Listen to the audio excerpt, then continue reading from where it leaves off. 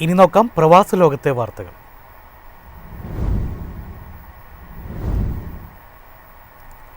ഏകീകൃത Gulf visa അടുത്ത വർഷം മുതൽ നൽകാനാകുമെന്ന് പ്രതീക്ഷിക്കുന്നതായി സൗദി ടൂറിസം മന്ത്രി. ബഹ്റൈനിൽ നടന്ന ഗൾഫ് ഗേറ്റ് ഇൻവെസ്റ്റ്മെന്റ് ഫോറത്തിൽ സംസാരിക്കുകയായിരുന്നു മന്ത്രി.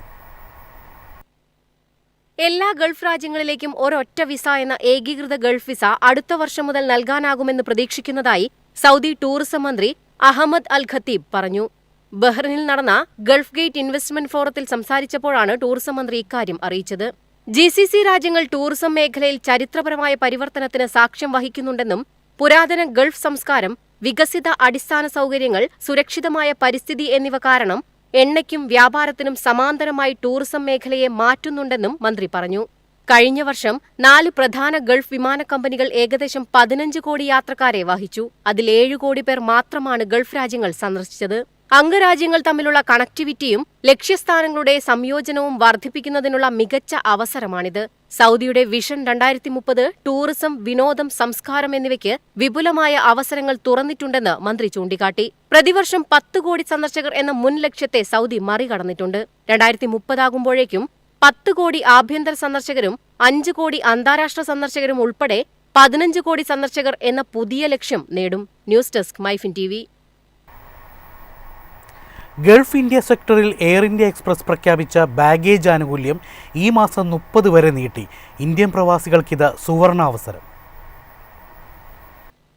ഇന്ത്യൻ പ്രവാസികൾക്ക് സുവർണാവസരമാണ് എയർ ഇന്ത്യ എക്സ്പ്രസ് നൽകുന്നത്. ഗൾഫ് ഇന്ത്യ സെക്ടറിൽ പ്രഖ്യാപിച്ച 10 കിലോ അധിക ബാഗേജ് ആനുകൂല്യം ഈ മാസം 30 വരെ നീട്ടി. ടിക്കറ്റ് തുകയ്ക്കൊപ്പം 11 ദിർഹം കൂടി അടച്ചാൽ 10 കിലോ അധിക ബാഗേജ് കൊണ്ടുപോകാം. സമ്മാനത്തുക നൽകിയാൽ Saudi, Qatar, Oman, Kuwait, Bahrain രാജ്യങ്ങളിൽ നിന്ന് ഇന്ത്യൻ സെക്ടറുകളിലേക്ക് പോകുന്നവർക്കും ഈ ആനുകൂല്യം പ്രയോജനപ്പെടുത്താം. ടിക്കറ്റ് ബുക്ക് ചെയ്ത ഈ മാസം 31-നകം യാത്ര ചെയ്യുന്നവർക്കാണ് കുറഞ്ഞ നിരക്കിൽ ബാഗേജ് അലവൻസ് ലഭിക്കുക.